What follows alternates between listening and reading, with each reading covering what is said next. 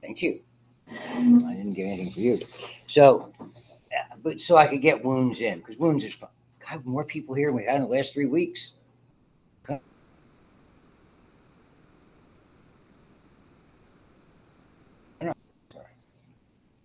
I give up. No, they don't care. Okay, there's a wonderful outline. If I do say so myself, because I wrote it. Okay, basically taken from this portion of the next, because depending on where you're going, if you're going into nursing, if you're going, anybody wants to go into ER, all you see is trauma. Usually, you just see an assortment of you'll get the colds and and more serious things that go on. But when it comes to wounds, when people bleeding and all that stuff, I mean, I saw that for years, and and dealt with so many infections over the time of my career.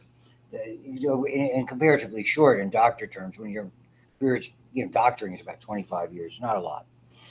Comparatively speaking, we saw a lot of stuff, and so I'll regale you with tales of that information. So let us begin.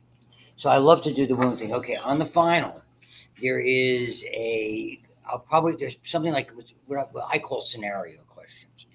Why do I put that in? Again, pointing more at nursing students because that's something that you tend to see on the NCLEX. They'll give you a scenario and give you an arc of questions. Probably for this one, I'm only using two, but typically it would be three or four, maybe even five questions. This is painting a picture. A person comes in, sudden onset. Do it for a heart attack. Sudden onset chest pain. Overweight, high blood pressure, diabetic. What are the likely diagnoses? Well, heart attack would be probably number one on the hit parade. Please, I'm with friends, Bob. And so that would be one issue that you would see. So, and then it would be, what would be the initial treatment when you start an IV, thinking from a nursing perspective. That's the kind of things you look at. And then they might have specific nursing concerns vis-a-vis what you have to do, maybe something you have to interact with the family, etc. So I wanted to for me, it's a useful introduction in these types of things. Heck, you're doing it online. Yes, ma'am. Have you, wait, is the final one? Yes, not for you, for everybody else. And if Riley's taking hers, she has to take mine, but not on mine. We have a pre-existing understanding. Okay, so I can't even pronounce it, but I'll buy it. Okay, so Kitasato-san. Okay, we always use the honorific after the last name. I watched a lot of Iron Chef. The original.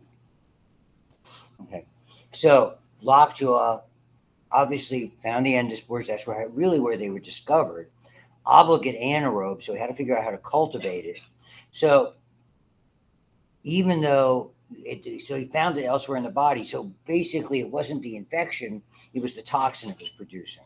And diphtheria was the same way. So they're giving an idea.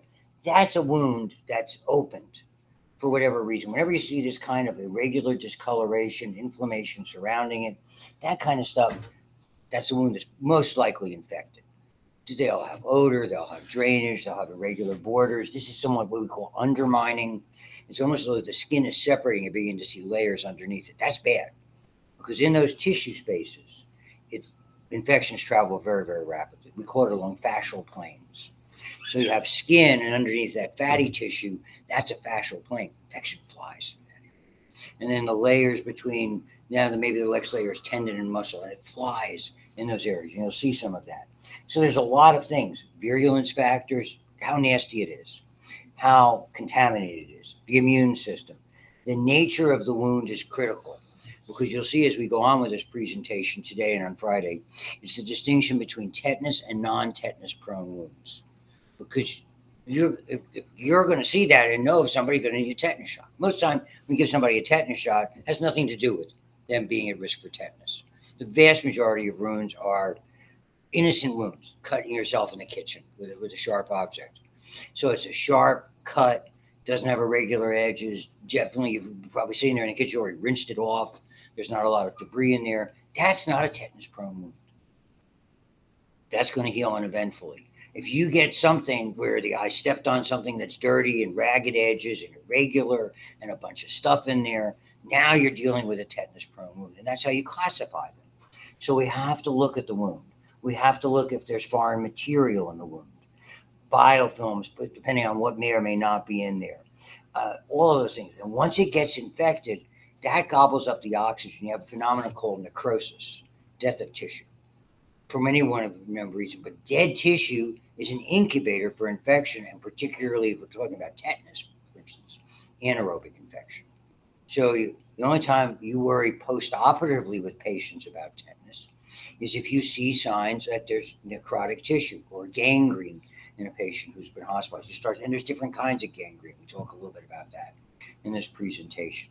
Because a lot of people make the mistake to think, well, gangrene means there's some terrible tetanus infection. Not. Okay.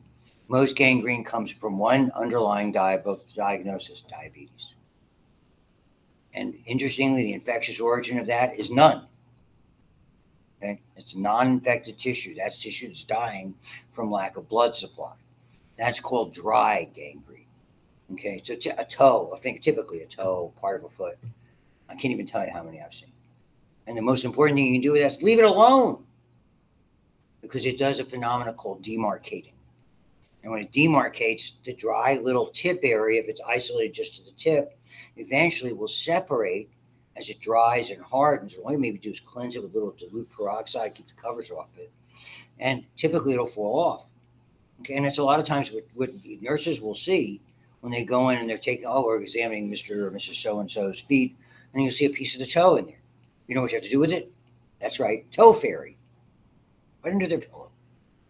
We have the tooth fairy. We have tubes from the ears. The tube fairy. You have to have a toe fairy. Okay. I'm not advising you to do that. Tell the nursing instructor that. Do we put that under the pillow? Not if you want us to. Moving on. So, incisions, sharp, not typically. Punctures, more problematic.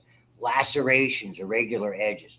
So in a hospital, in an emergency room scenario, any kind of a cut, you basically talk about laceration, and you measure it and describe it with those kinds of things. A contusion means tissue's been damaged, but you haven't necessarily broken through the skin, though both could occur. Abrasion, to scrape yourself.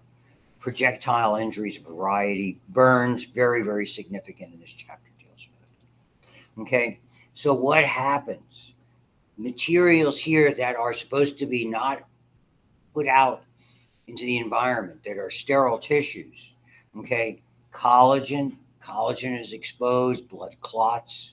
Fibronectin, another binding component. Fibrinogen, more blood clotting determined. So there's a lot that's involved when these tissues are not designed to be exposed to the outside world. And healing begins right away. When tissue is traumatized, maybe you did this in physiology, maybe you didn't. When cells are disrupted, they release a variety of chemicals, and we've talked about them, they're called cytokines. So these are summoning agents that bring other white blood cells to the party. Immediately, everything starts from there. Okay, the cytokines dilate blood vessels, they increase circulation, the blood vessels get leaky. It's ringing a bell from like immune system a little bit.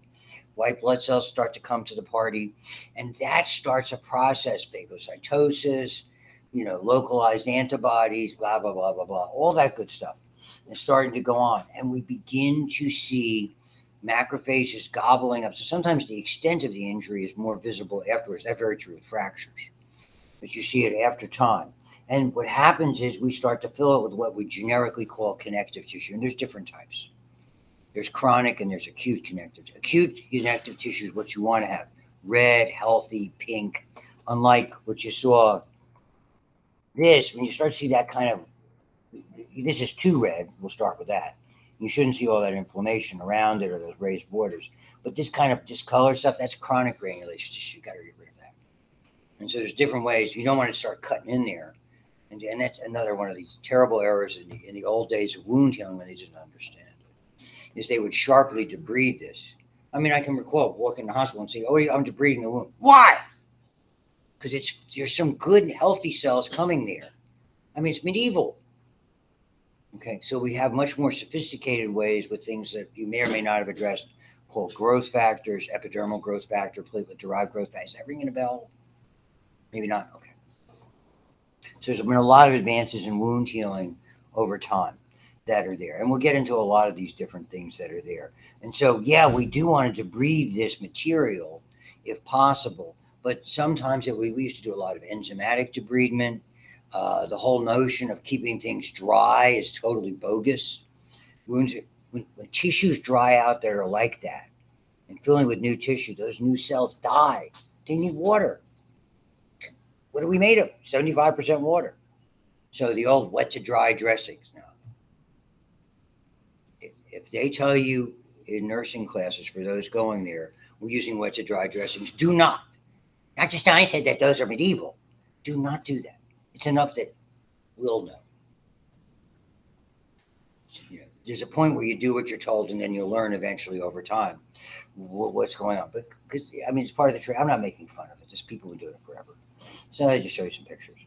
Abscess, localized pustule. We looked a little bit at this in skin infection. Pus has got mostly dead stuff in it. Don't culture the pus. They say we need to get there's an order for a wound culture. Don't just take a sample of the pus. For heaven's sake, don't take off the dressing and take a culture of the dressing. Ah! You're not going to get a true picture. You got to clean that off a little bit, and you want to get the base and sides of the wounds. That's where the bad guys are hanging out. Be accurate. And there's different kinds of structures. There's cultures. There's aerobic and anaerobic cultures. There's blood cultures. There's a variety of cultures. And we're not even getting into sputum and stool and all that type of stuff. So the abscess is really a defense mechanism to try to wall things off. The trouble is, again, if it opens up and starts to spread along those planes. So it's because of this, it's somewhat isolated. So antimicrobials don't necessarily go there.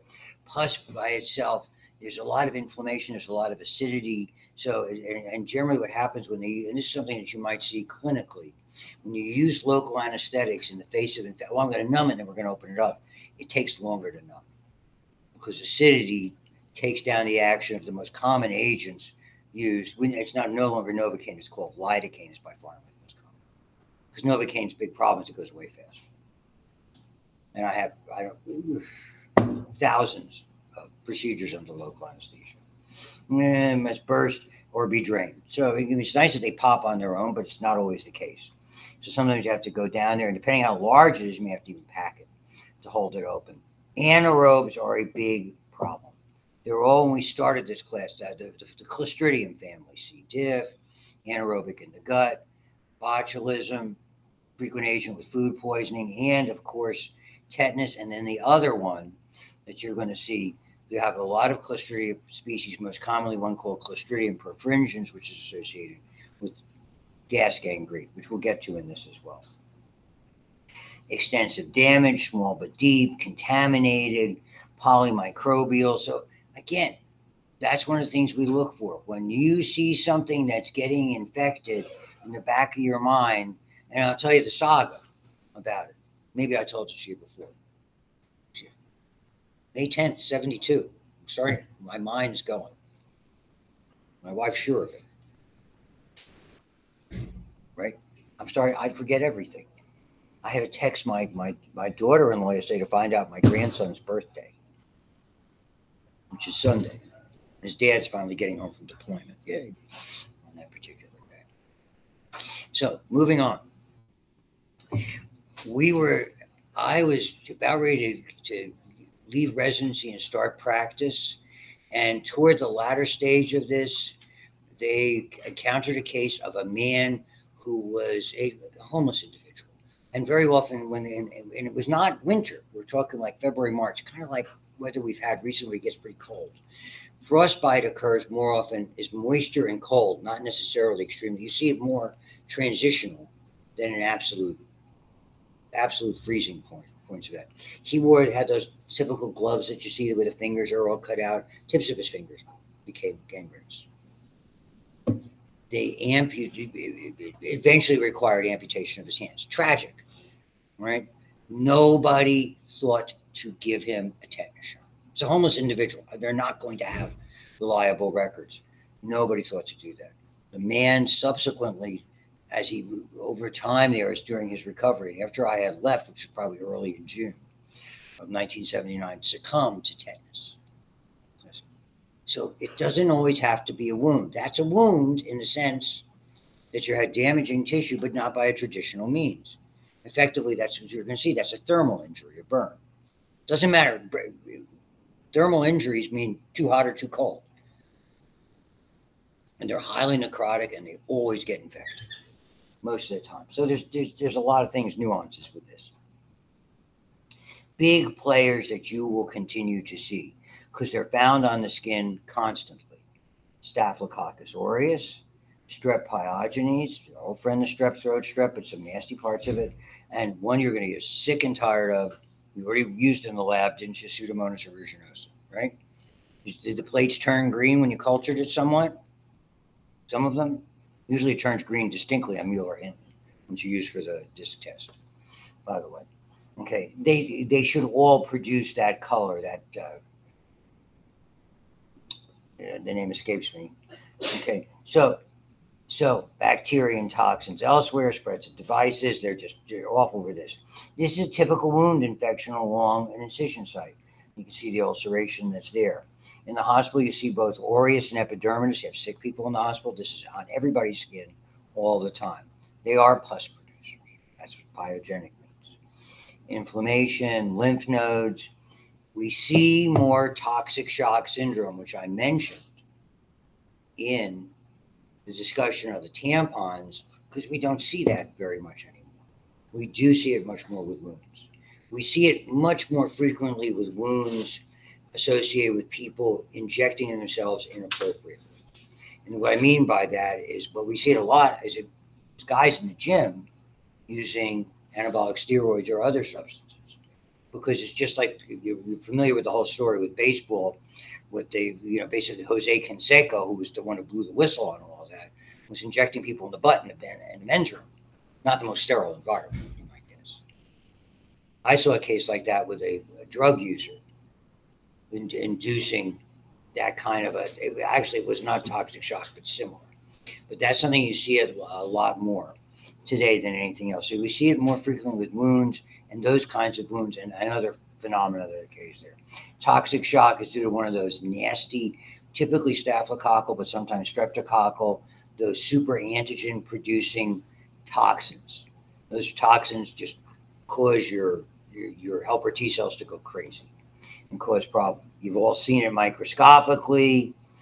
They thrive very well. The coagulase test. Most common cause of healthcare associated infections.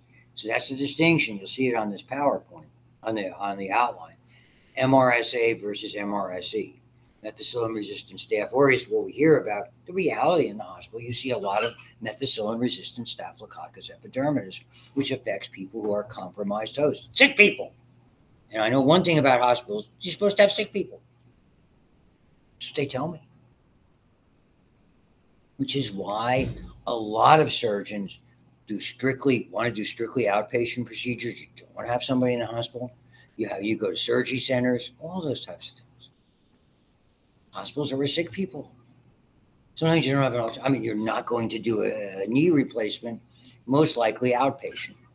But my friend's wife had a hip replacement done, and that was they had her out of there within 24 hours. So technically, she was not even. So it gives you an idea. They're not keeping them there. Okay. Aureus, okay. Are they more serious? I'll buy that because of the coagulase. Multiple virulence factor we looked at with skin, clumping. All of these ASEs are enzymes that destroy tissue and promote the spread. Collectively spreading factors, capsules, all of those types of things that jog the immune system. Okay.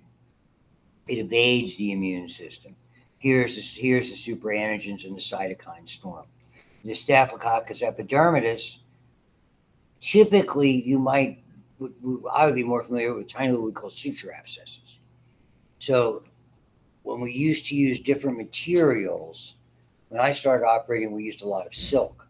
And even though it was very thin, if people moved around a little bit, I did a lot of it on extremities, you'd get a little pustule coming out. It was a suture abscess. Take the suture out, and it was fine. Then we switched to things like monofilament nylon and now they've sort of graduated to we started to use subdermal sutures, which is like for you sewing fans, it's like a blind hem to side to side. It's not the typical stitches this way from outside to inside and outside again. It's like going side to side like that, like a snake. You pull it over, and then you can cover that with steri strips or with staples. And the staples are used a lot because they're very superficial and they're quick. Do not use the home stapler for this. Okay, the biofilms are certainly part of that. My experience was from orthopedic hardware that was there, antibacterial medications, very difficult to get into those areas, all of these types of things. And when they get into the bloodstream, now you have this assortment of complications, abscesses. If a heart valve, someone with damaged heart valves, maybe old rheumatic fever, or just has a pre-existing heart valve problem, even normal, bacterial endocarditis. All of these things are typical factors that are there. So again, and there's different kinds of, and I talk a little bit about them. So the MRSA, the vast majority, I say it time and time. Now we're looking in the hospital. If it's MRSA, it's Staphylococcus aureus infection, 70 plus 75%. The presumption is even if it doesn't test that way, you probably treat it that way. You have to be very aggressive. We're starting to see the emergence, even more so now than when this was published, of intermediate and resistant. Same things you used in the lab, RINS, right? Every time I have staphylococcal infection, we classified it as MRSA, MRSE, or MSSA, or MSSE. We didn't even use that. We used it was coag positive or coag negative was really the criteria. So every time in my charting in the office, it was that. Is it methicillin resistant or not? Is it staphylococcal aureus or not? All this stuff is pretty straightforward. This is the one that I was seeing, that I saw with the wounds, and it behaves very similar to toxic shock. It's called necrotizing fasciitis. So neck fascia, yeah, it's less common than you think. It's fodder for tabloids. They'll talk about that. When have I seen recent outbreaks of it? When they had all that terrible flooding in Houston, okay, and people are trying to clean up their houses, getting out, they're trudging through water. If they have, all of this water's just got a ton of stuff in it that you don't want to think about. And it became contaminated with little breaks in the skin. There's a cluster outbreak of that's there. Necrotizing fasciitis, again, much more common with people trying to inject themselves. We saw one in a drug dealer, not drug dealer, IV drug user, I beg your pardon. So fortunately, they got to it before it fulminated. It did not lose his arm. It happened in an elderly diabetic male, and it was my first wife's uncle. And I saw him initially. He was very faint. It looked like he was developing. He was a fairly brittle diabetic, probably mid to late 70s. And he started to get a little red here. And immediately I thought it was an infection. We put him on antibiotics, elevated, the usual stuff. Was in contact. It just didn't get better. So he went to a very, very well-known surgeon here in Pittsburgh, who at the time was either the head or was at one time the head of surgery at Montefiore, big hospital, part of the UPMC network. He called me up in the office. He goes, "I can't believe it." He says, I was in training in the late 30s. So this was about 1980. And I saw a case like that. I would not have recognized it. He had necrotizing fasciitis. They got to him fast enough that he was able to just keep it an amputation. It's an immediate surgical. It's not like we'll put him on antibiotics and we'll wait. If you don't operate now, it spreads through those tissue planes, and it will kill somebody. So you're lucky if you get away with an amputation, or if it's a lower extremity, maybe a hip disarticulation, where you just take the whole extremity. It's just and what is interesting about that, the bone is spared, the skin is spared, and everything else in between. Necrotizing turns it into like a liquid consistency with a ton of swelling. It's one of these spreading factors. It's characterized by all of these things, particular, and it's not exclusively streptococcal. There's some other organisms that cause that. That's the most common. It's characterized, and this is and I mentioned it before, we see with any gas producer, subcutaneous emphysema. Again, emphysema, nothing to do with the lungs, everybody. Though we see it in the lungs, it means trapped air. And so in emphysema, air gets trapped because there's so much scarring and the air can't be expelled, and it would reduce the vital capacity that you have. You should have had that physiology. I know we did it in the lab. In otherwise, if you see bubbles under the skin, on just what we call a scout X-ray, a plain film. Oh, send so and so down for X-ray, see if there's a broken bone there, and see that, boom. I mean, they're going right to the operator. They should be. Kind of looks like, see, the skin is stretched, discolored, but intact. It's just great, fulminant, explosive. It goes from nothing to a 5-alarm fire that fast.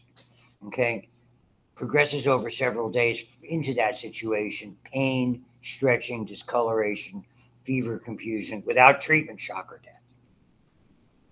Neither one good. Beta, good old strep pyogenes, beta hemolytic, gram-positive, aerotolerant, Lancefield group A. Enzymes. These we used to use this as a clot buster. In lecture, did you talk about TPA?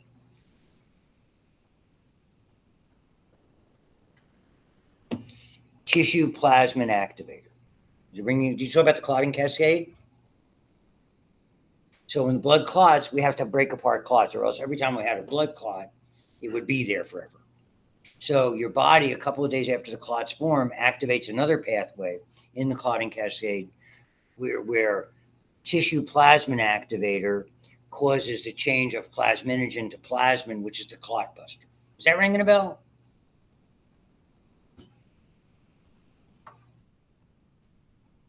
Riley would know. Okay, so we now artificially make TPA, and when someone has a stroke or a heart attack and you get them quick, you can inject that through catheter and use that as a clot buster. My elderly aunt, who's no longer with us, had that done in Florida because Florida is God's waiting room. There's more old Jewish ladies than you can shake a stick at in South Florida. It's the promised land. It's an old joke. What's a Jewish wine? Not Manischewitz. I want to go to Boca, please. Sorry, I can say that. I can do Jewish and Polish jokes because Jewish and Polish. 3/4 Polish, 1 part Latvian. Moving on. I'm having my irreverent day today. Moving on with this. Do you find this interesting? I'm just wondering, because I'm trying to give it to you, because if you pick something out of it. So here are the super antigens. There's a variety of them. Now we make the TPA. We used to take these antigens, that streptokinase that you saw before over here, okay, and make that and harvest that from streptococcus and inject to produce clots. Now you're using something that's genetically manufactured that was there. So all of these, that's what I mean by toxic shock, because those super antigens, blood pressure, etc., are due to necrotide. Rare in healthy individuals, all those risk factors. Like I said, I saw the diabetes and the injected drug abuse variety that were there. Pseudomonas aeruginosa. It's most likely on all of our skin now. It's a soil bacteria. It just thrives. It's aerobic, so the skin is a common place for it. You have to be very sick or hospitalized, or it gets inadvertently on respiratory equipment, and typically that's why it's opportunistic. But wound infections, it is number one. Pseudomonas, burnt skin is comfort food. Meatloaf. Open-faced turkey sandwiches the day after Thanksgiving. Mashed potatoes, gravy, you know what I'm talking about. Comfort food, baby. Okay, love it.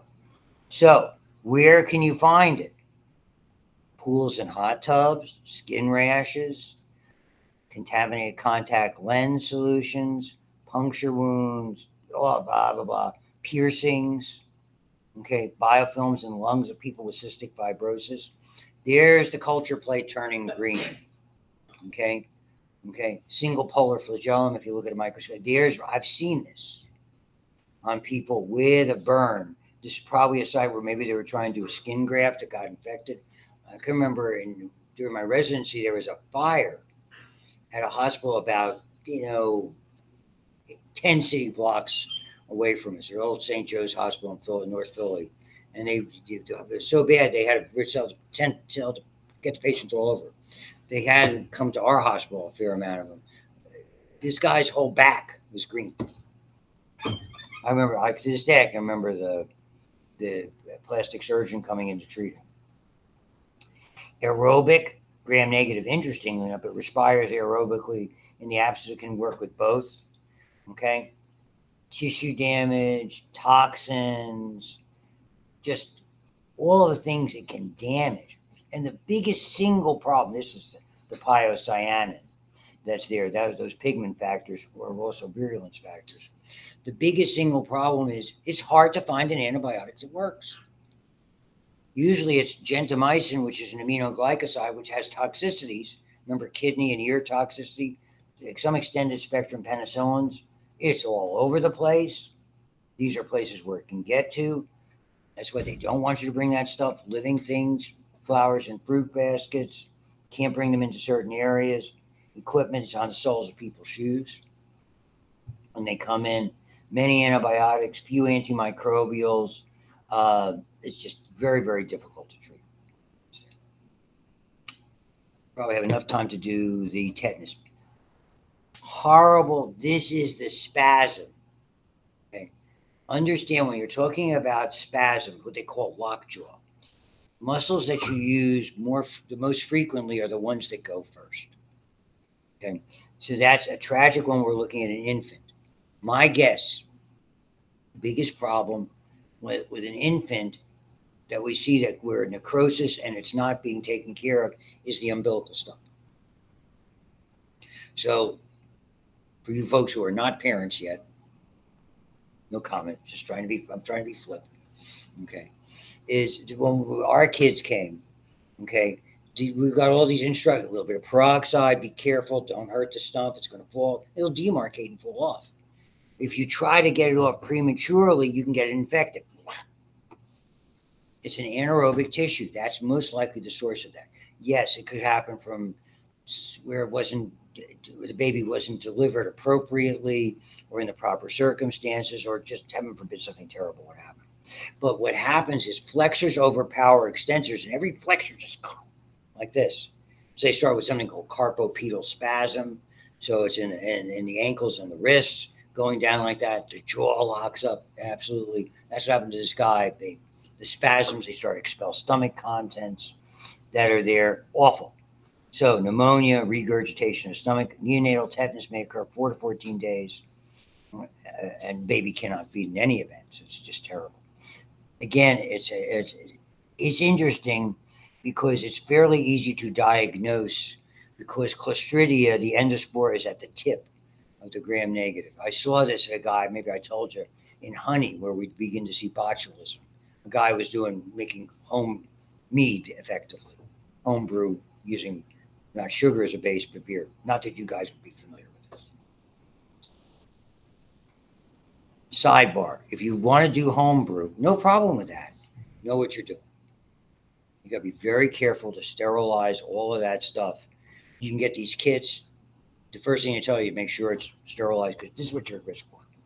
It's called tetanospasm, and it's an AB toxin. Interestingly, what it does, why it causes a spasm, the nerve, it's not the nerve going to the muscle.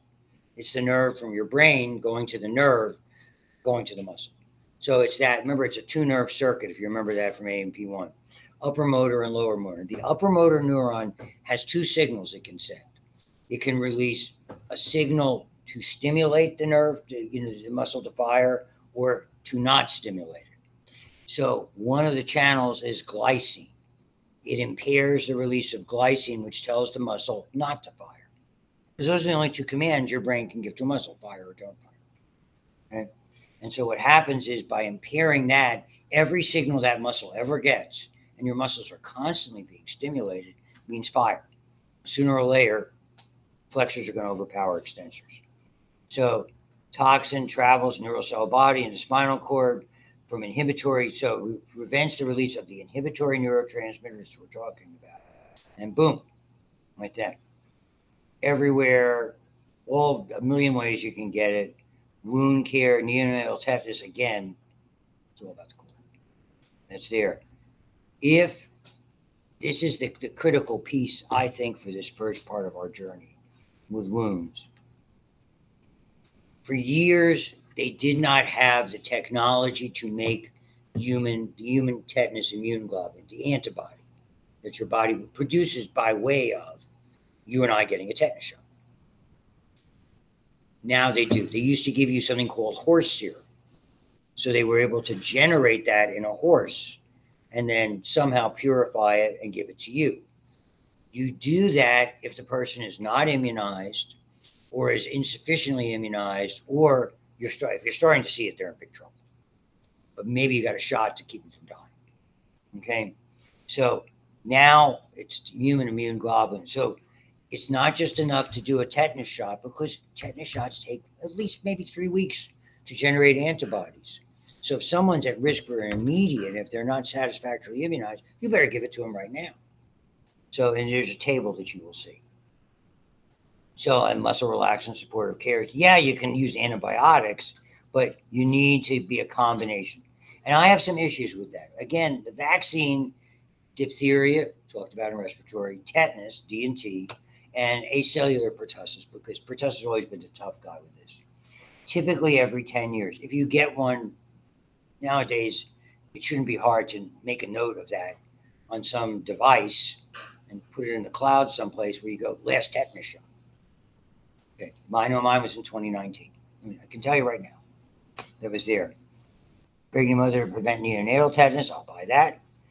Recovery from tetanus does not provide immunity, I'll buy that. Okay, it's not sufficient. So if it's a clean minor wound, you're not really at any risk. Okay, if you have if it's more than 10 years, yes. Most doctors would do in that 5 to 10 years, particularly if somebody's not sure. So it's reliable history. Again, it's not just enough for somebody to say, when was your last tetanus shot?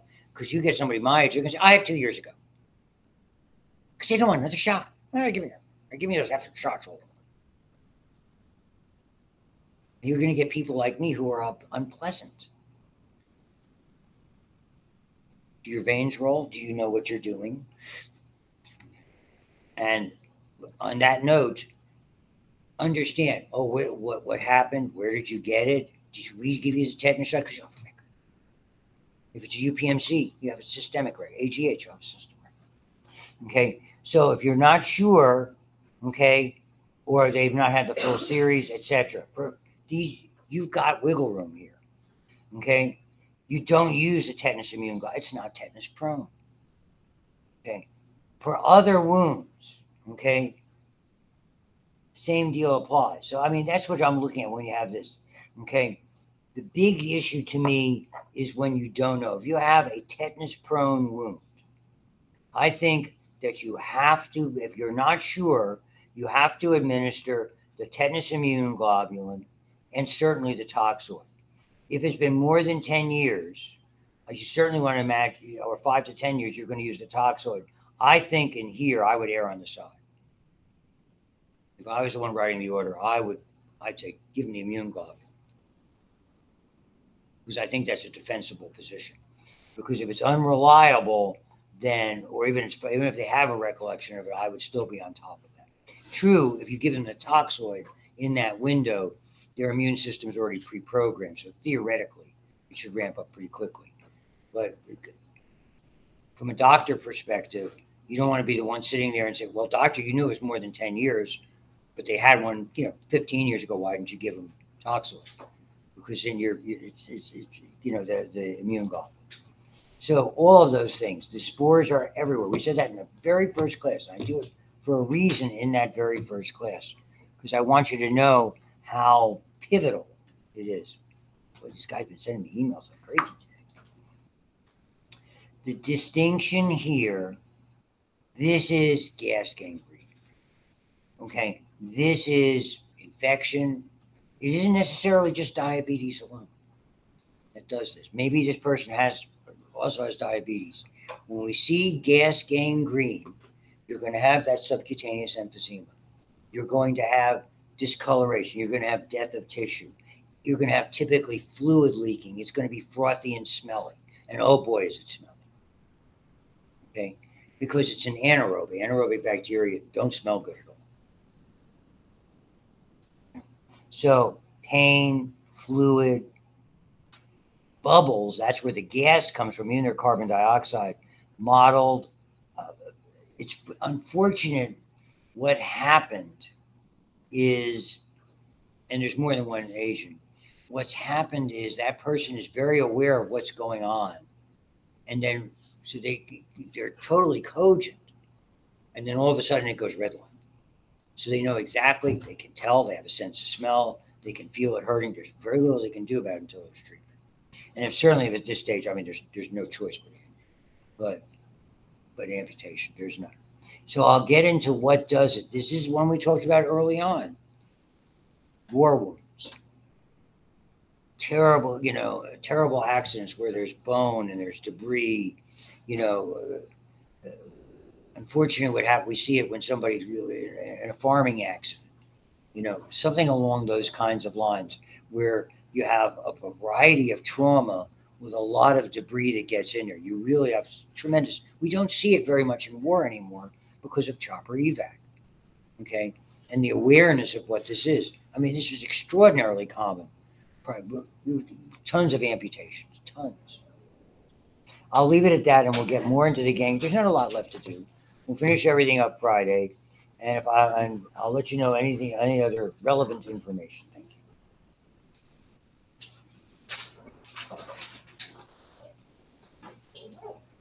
See you this afternoon.